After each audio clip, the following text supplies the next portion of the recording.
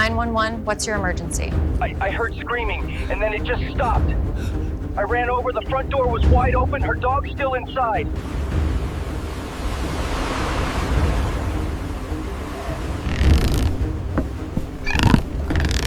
Welcome to True Animal Terrors, where real danger meets real stories. Don't look away.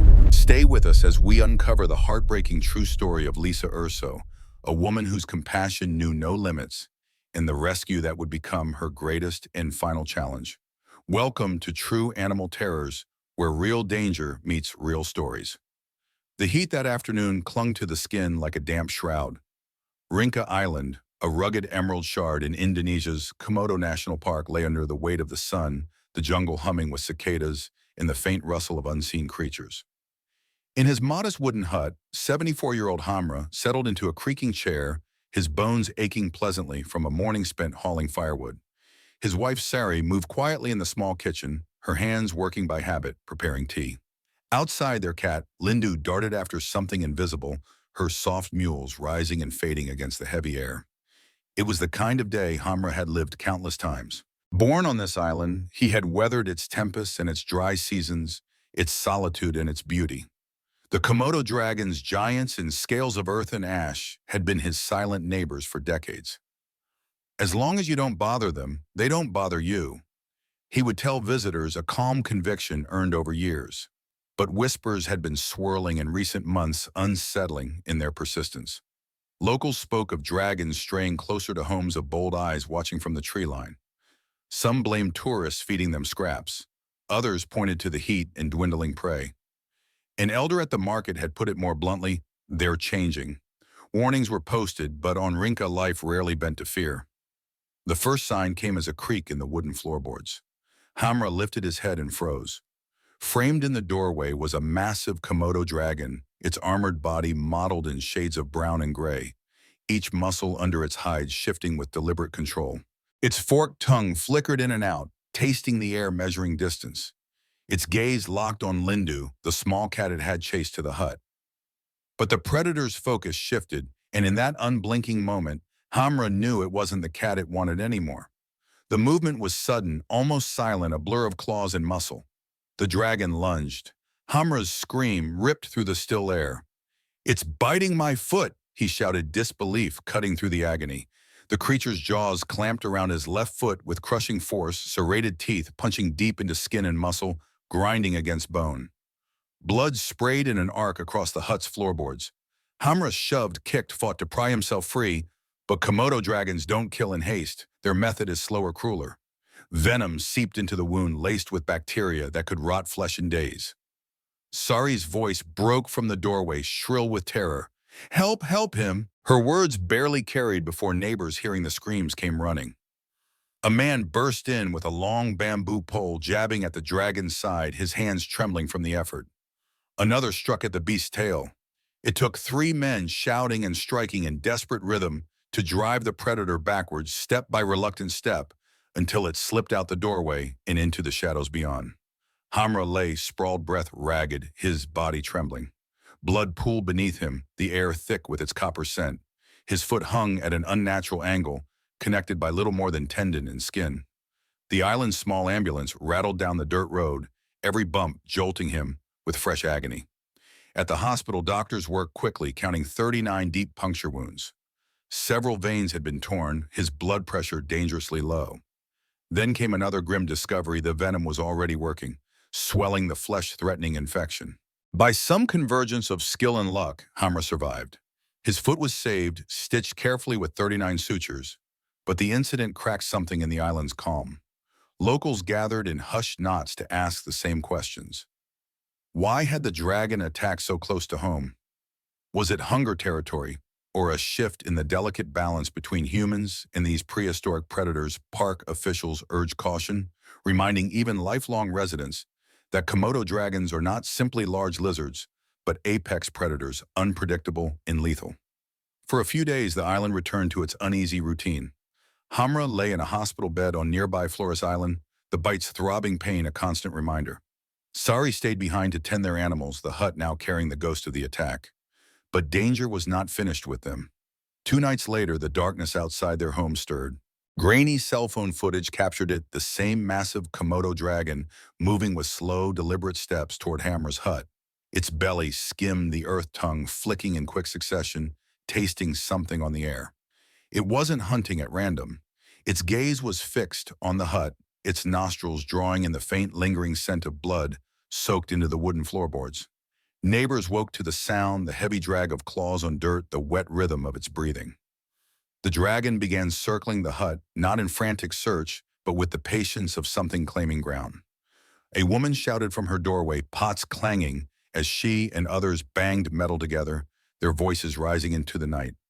Men appeared with torches' flames, casting jagged shadows across the clearing. The dragon lingered, its eyes catching the firelight before finally slinking into the trees, gone as silently as it had come. The message it left behind was not. On Rinka Island, a Komodo dragon's memory is long, its sense of ownership absolute. This was not a random act of aggression. It was a warning, a declaration that the space, the scent, even the blood now belonged to it.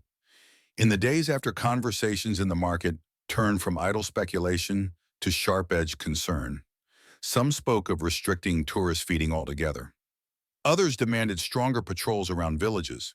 But beneath the practical talk was something heavier, the dawning recognition that the rules of coexistence were changing. The dragons had always been dangerous, but they had been predictable in their distance. Now they were crossing thresholds, both physical and unspoken. Experts flown in from Jakarta examined the attack. One wildlife biologist described it bluntly.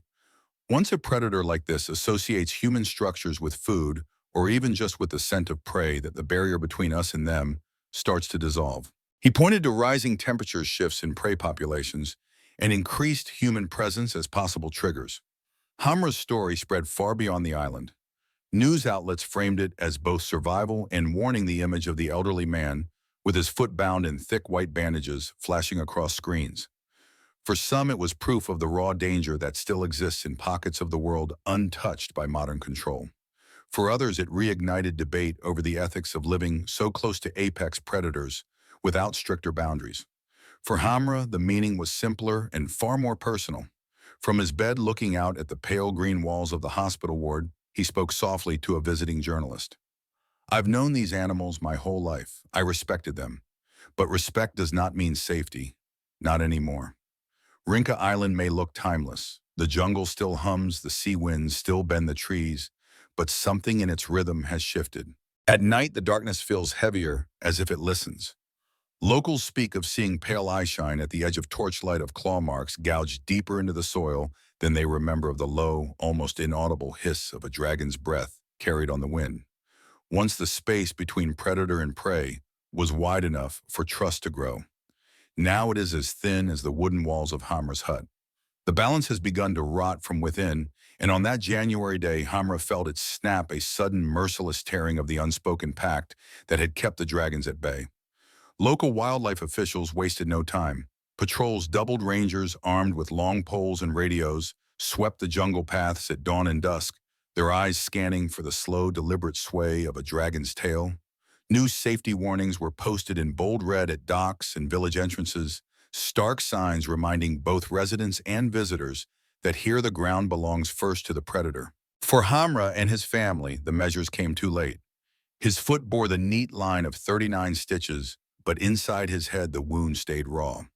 Nights were the worst. He'd wake to the phantom weight of jaws crushing bone, to the imagined drag of claws across his floor. "I used to love this place," he admitted in a rare audio interview, his voice breaking in the middle. "Now I don't sleep. I see it in my dreams. That dragon, it's always there." News of the attack swept across Indonesia like a heat wave. Television anchors repeated the headline with the same sharp intake of breath. "Elderly man bitten by Komodo dragon on Rinka Island." Footage showed the jagged coastline and swaying palms, but the beauty seemed almost cruel in contrast to the story unfolding. Social media lit up with arguments. Some insisted it was hunger, fewer deer meant hungrier dragons. Others blamed the tourist boats, disgorging camera-laden visitors, who tossed scraps and blurred the line between curiosity and provocation. Government officials, conservationists, and park authorities scrambled for answers. A local official told reporters, "We can't fence the island, that would destroy the ecosystem. But we can make sure no one forgets what these animals are capable of." Better education, safer zones, clearer warnings. Within days, the island changed. Tourist groups to Rinka were halted. Guides grumbled, but the order stood. Rangers began mapping dragon movements, marking no-go areas with fresh paint and warning flags. Still, for the villagers, these measures were like sandbags against a rising tide, useful but powerless to stop the current beneath. Komodo dragons are not just big lizards. They are apex predators from an age when the ground trembled under heavier feet. They carry the cold patience of something that has outlived entire species, and on Rinka Island, their presence is a living reminder that not all wildness can be tamed. The closer humans press into their world, clearing paths, building huts, feeding scraps, the more those instincts stir, ancient and unblinking. What happened to Hamra was no random twist of fate. It was a warning carved into flesh, a brutal correction for forgetting the oldest rule of this island. You are not the master here. The wooden hut where the attack unfolded still stands a silent witness. On the weathered door frame, faint but unmistakable, is a rusty stain, the dried imprint of a man's bloody heel as he fought to pull free. In the months since the attack, rangers have reported 3 more close encounters near village homes, each one a little closer, a little bolder. One even left deep claw marks on the post of a fisherman's porch as if signing its presence. For Hamra, the message is clear. The dragons are watching, learning, and remembering.